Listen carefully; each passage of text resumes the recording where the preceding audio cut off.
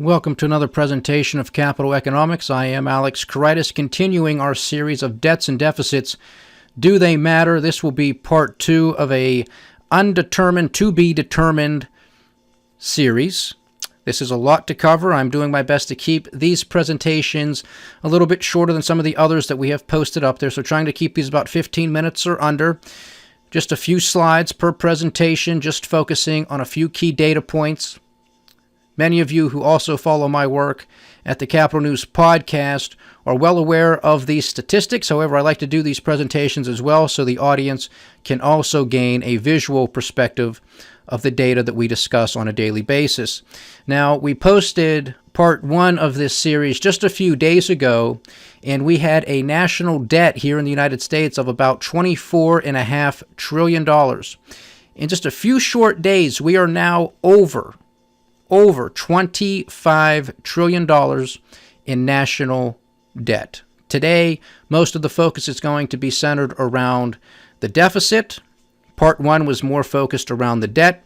Right now, currently, as of today, we have an official deficit, an official national deficit of about $2.6 trillion, and it is counting at warp speed.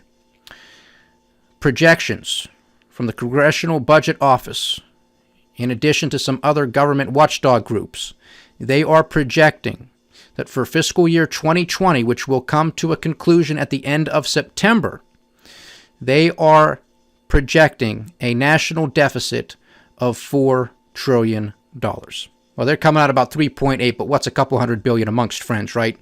And if the White House, in conjunction with Congress, continues to do more bailout packages and or quote-unquote stimulus packages, this number will grow even larger, and we will not be surprised if it does eclipse $4 trillion by the end of September of this year. So debts and deficits, do they matter? And again, a lot of this is to counter the argument by those who are proponents and supporters of modern monetary theory, MMT, which is of the belief that so long as you have a printing press, with the extra kicker of having the global reserve currency, which we do here in the United States of America, that debts and deficits do not matter.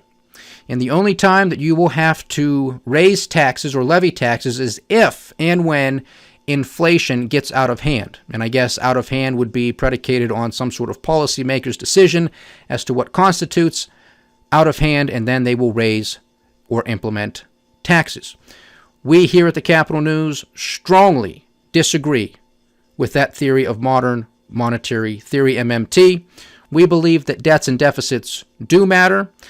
This is not mutually exclusive. You just have to connect the dots. With so much economic growth slow down, the new normal, which has taken us off of where we were prior to the great financial crisis, is because of debts and deficits. Believe me when I tell you. And we are going to be paying for this very handsomely on the other side when all is said and done, because there is no free lunch. And pay attention to one of our podcasts, Free Was Never So Expensive, because that really pounds home why debts and deficits do matter. So to some of the data, here is the federal surplus or deficit. Of course, surplus is laughable. We don't have those here in this country, unfortunately. But deficits, we have a ton of. Now, we're taking this data all the way back to 1901, and of course you can see all of these vertical shaded areas indicate recessions, and of course there were several of them throughout the 20th century. This is just for historical context. I'm going to show on the next slide pretty much the same data, just with a shorter time horizon to really emphasize where we are. But you can tell, very early on in the 20th century, we did have, and it's hard to tell on this graph, there were some surpluses. Any deficits we had were minor. Now it is all too common and getting ever so much bigger. Okay, so that's for time horizon. But just to close it down a little bit, with the time scale, this takes us back to about 1966, 1967. And again, we're putting in the projection of about $4 trillion even, just makes it easy, nice round number. But you can see how this clearly blows past even during the depths of the great financial crisis in 08-09, when we weren't even at 1.5 trillion. This is indicative here of about 1.4 trillion. Now we're more than double that. And quite possibly, when all said and done, it could be triple that number when all is said and done by fiscal year 2020. And just so everybody also understands, and the audience who might be following me also from Capital News Podcast understands perfectly well that we already had trillion-dollar deficits before the onset of COVID-19. Now, this number is actually $984 billion, but you have to understand that the government does some tricky accounting. And so what you actually have to look at is the year-over-year change in the national debt to really understand the true national deficit, because the quote-unquote official deficit number that the government will put out there for us, it doesn't include everything. There are some quote-unquote off-balance sheet numbers, typically surrounded with military excursions and those types of things, which, of course, as we know, can add up quite a bit, and they have over the past decade or so. So you have to really look at the year-over-year change in the national debt to get the true picture of what the real deficit was. But we're not going with the quote-unquote real number. We're going with what the government just gives us, okay? But I just want the audience to understand that there is some differences there. And again, as the Capital News Podcast audience is all too well aware of, the U.S. economy, in conjunction with the global economy, was slowing down prior to the onset of COVID-19. What COVID-19 has given policymakers at central banks, politicians, and federal governments the world over is an excuse to pretty much justify the unjustifiable, which is this type of spending. This type of spending, because it's not just taking place here in the United States, but of course that's our main focus because that's where we are. But $4 trillion in counting. And if you understand your economic and financial history, what the government and the Federal Reserve is doing is highly reminiscent of what took place, especially the federal government. What the federal government did late 1920s, early 1930s, which turned what would have been a severe recession into what is now known as the Great Depression. We are pretty much doing the same thing today, so I am very fearful and concerned that we will be entering a depression through the 2020s because of these types of policies. As well intended as they might be, they do not and they will not work. Because what the government has already done, just in the second quarter alone, which we're just, in the middle of here, so for 3 months in the second quarter, the federal government is going to be issuing $3 trillion worth of debt. For a little bit of context, for a little bit of perspective, over the entire year, federal tax receipts, federal revenue amounts to $3 trillion, $3.5 trillion. So the government is going to burn through an entire year's worth of tax receipts in 3 months, and it's still counting. And we still do not know the full fallout effects of the economic shutdown. Not just here in the United States, but how those ripple effects globally, because we're not the only ones doing it. In fact, it started in China, went to Europe, came here to the United States, followed that course. So there are a ton of unknowns that remain as we traverse these very choppy waters. And of course, today we had the initial claims come out for the prior week.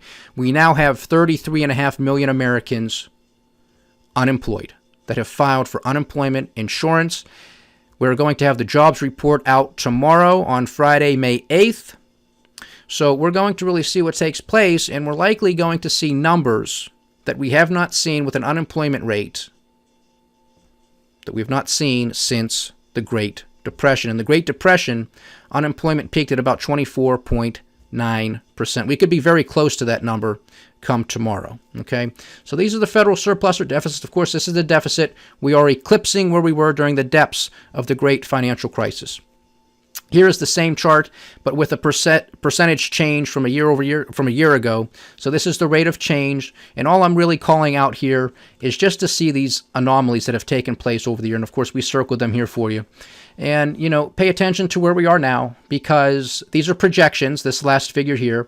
But if this comes to fruition, the percentage change from a year ago is going to be well over 200%. And again, if it becomes 4.5 trillion, which could most definitely occur, then you're going to have about a 300% increase year over year. Okay? And then lastly, again, federal surplus or deficit, this time as a percentage of GDP. And we provide a long timeline here going back to 1929 because you got to go far back to get to these numbers that we're seeing right now. And again, these are projections. Again, this is based off of that $4 trillion number.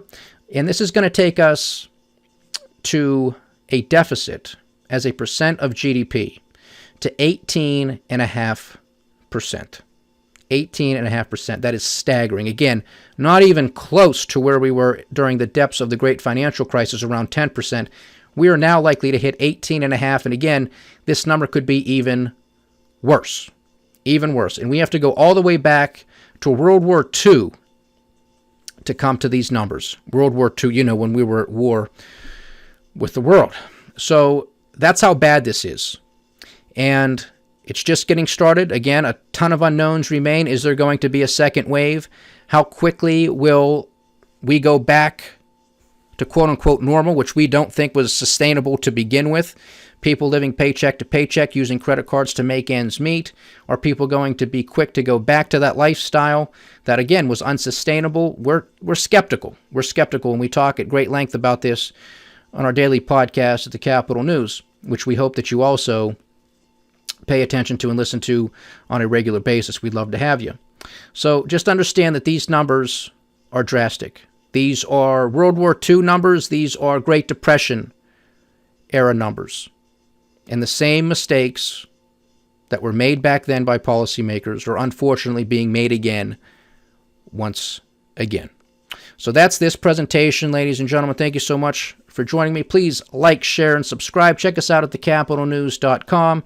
The Capital News also on YouTube and Apple Podcasts, or follow us on Twitter at the following handle. You can also support us by buying our book, The Cynic's Guide to Investing in the Era of Too Big to Fail. It pays to be a cynic. If you want to understand how the economy functions, if you want to get a good grasp of trends and demographics and how to identify trends and demographics, buy this book. If you want to understand how to tie it all together to build a lasting portfolio, add this to your library. Learn the game, know the players, and build your wealth. Again, thank you so much. Please like, share, subscribe, stay diversified, stay vigilant, and stay with the Capital News. Until next time, I am Alex Karitis. Godspeed.